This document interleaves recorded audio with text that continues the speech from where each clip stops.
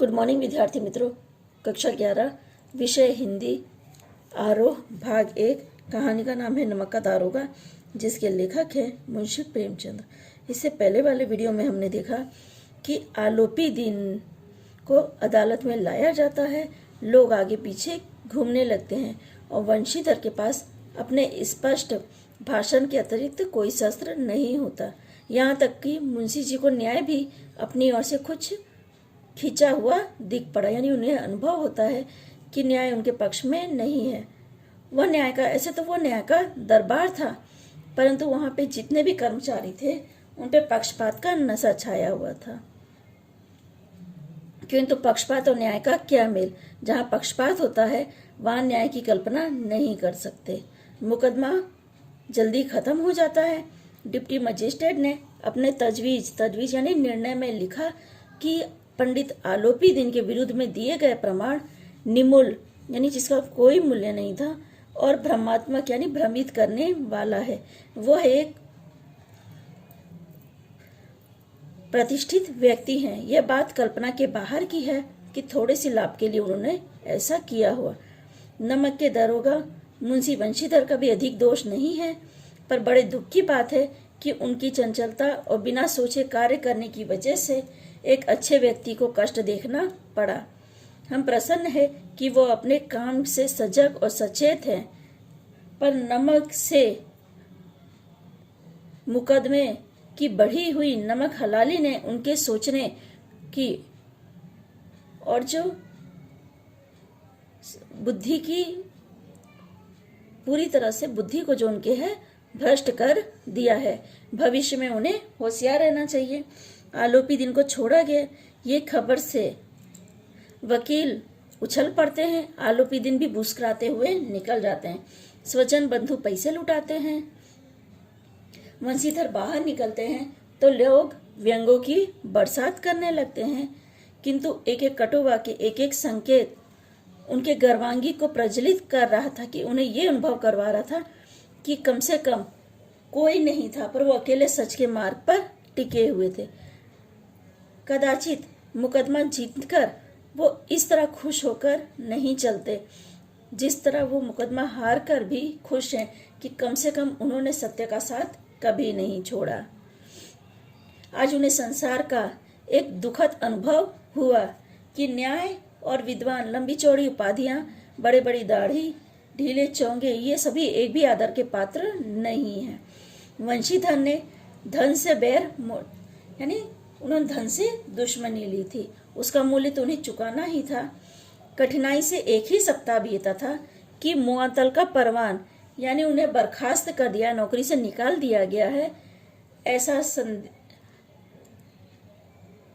ऐसा पत्र या ऐसी जो चिट्ठी है उन्हें मिलती है। उनकी कार्यपरायणता का यानी ईमानदारी पे टिके रहने का उन्हें दंड मिलता है। बेचारे टूटे हुए हृदय से दुखी होकर और खेद के साथ यानी खेद और शोक के साथ में व्यथित घर की ओर चलते हैं। बूढ़े मुंशी जी को पहले ही पता चल जाता है तो वो कुड़बुड़ा रहे थे। कुड़बुड़ाना यानी बड़बड़ाना। वो बड़बड़ा रहे थे कि इस लड़के को चलते चलते समझाया था, इसने एक नहीं सुनी, अपनी मनमानी की। हम तो बूढ़े भक्त बन चुके हैं, अब बस वही सुखी तनख्वाह है। आगे वो कहते कि हमने भी नौकरी की है, कोई ओहदा नहीं था, लेकिन काम किया, दिल खोल के किया। वंशीधर को कहते हैं आप पर तो ईमानदार बनने चले थे, यानी तुम्हें पर तो ईमानदारी का भूत चढ़ा था। घर में चाहे अंधेरा हो, मस्जिद में अवश्य दिया जलाएंगे। ये ताना मारते हैं उनको कि घर की हालत तो खराब ही थी, पर बाहर के लिए अच्छा बनने की कोशिश कर रहे थे। खेद है ऐसी समझ पर, ऐसी पढ़ाई लिखाई किसी काम की नहीं।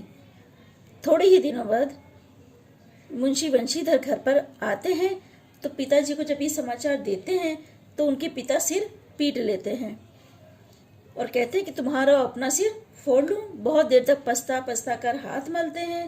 क्रोध में कुछ कटु बातें भी वंशीधर को सुनाते हैं। वंशीधर वहां से हटकर चले जाते हैं, क्योंकि क्रोध में क्या है, इंसान की सोचने की क्षमता खत्म हो जाती है। अगर वो वहां खड़े रहते तो उनका क्रोध ये बूढ़े मुंशी जी की बात है कि उनका क्रोध और भी विकट रूप धारण कर लेता। उनकी माता भी दुखी होती है कि जगन्नाथ और सोमवन रामेश्वर की जो यात्रा की उनकी कामना थी वो मिट्टी में मिल गई।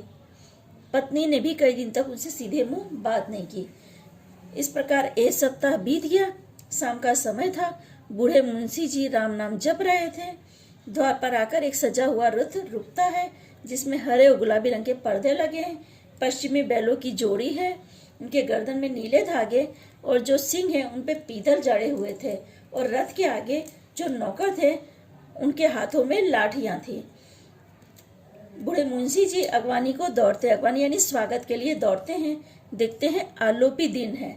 वो दंडवत प्रणाम करते हैं और उनसे मीठी मीठी बातें करते हुए कहते हैं कि हमारा तो भाग्य उदय हो गया कि आपके चरण हमारे द्वार पर पड़े। आप पूजनीय हैं, देवता हैं, पर आपको मुंह कैसे दिखाऊं? मेरे मुंह पे तो मेरे बेटे ने कालिक पोत दी है। मेरा बेटा बड़ा अभागा है, नहीं तो मुझे ऐसे मुंह छुपाना नहीं पड़ता। आगे वो कहते हैं, ईश्वर निसंतान रखे पर ऐसी संतान ना दे। आलोपी दिन कहते हैं, नहीं भाई ऐसा मत कहो।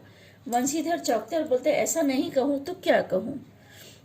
आलोपी दिन वात्सल्य सरस में कहते, कुल का जो तिलक हो और पुरुष की कृति को उजागर करने वाले संसार में ऐसे कितने धर्म परायण मनुष्य हैं जो अपने धर्म के लिए सब कुछ अर्पित कर देते हैं। क्योंकि वंशीधर ने अपने धर्म पर टिके रहने के लिए अपनी नौकरी की भी परवाह नहीं की।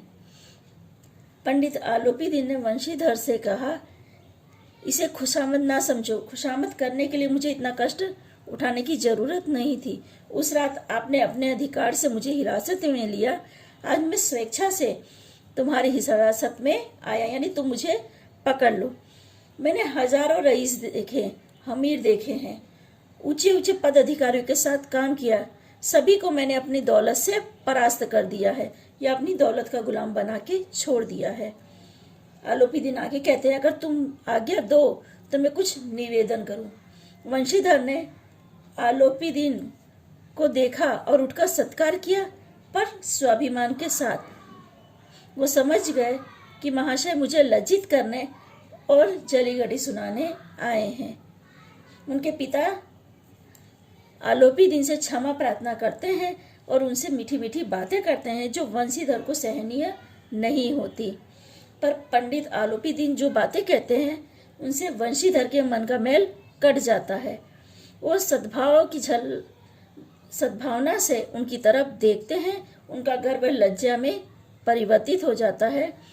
शर्माते हुए बोलते हैं, लज्जा के साथ या शर्म के साथ बोलते हैं कि आपकी उदारता है जो आप ऐसा कहते हैं।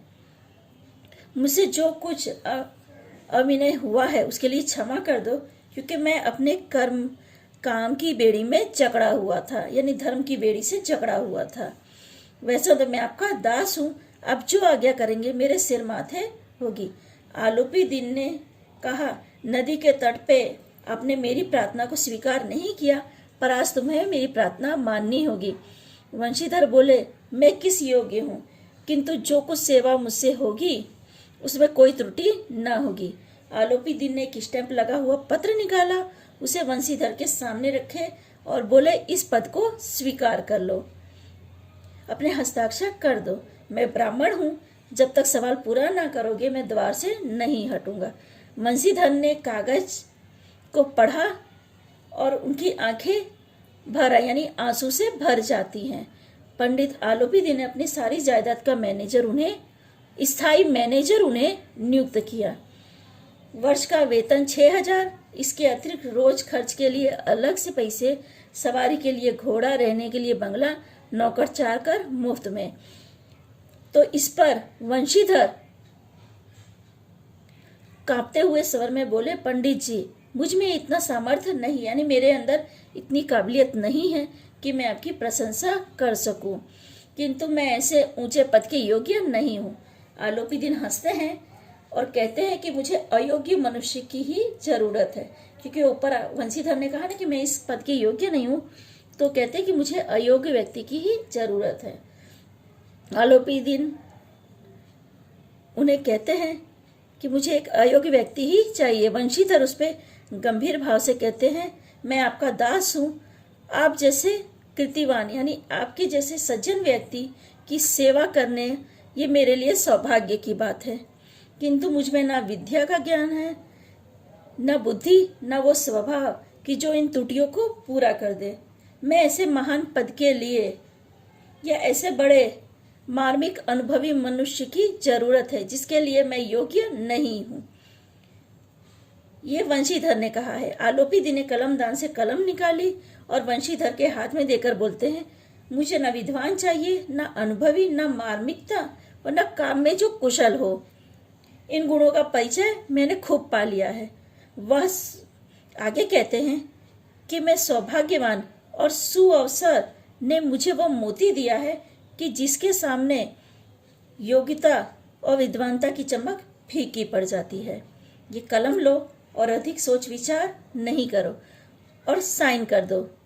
फिर आगे वंशीधर कहते हैं, मैं परमात्मा से प्रार्थना करूंगा कि आप हमेशा ही वह नदी के किनारे बेमुराव यानी जो अपने कर्तव्य पर टिका रहता है, चंचल, कठोर और धर्मनिष्ठ यानी धर्म पर टिके रहने वाला वैसा दरोगा बनाए रखें।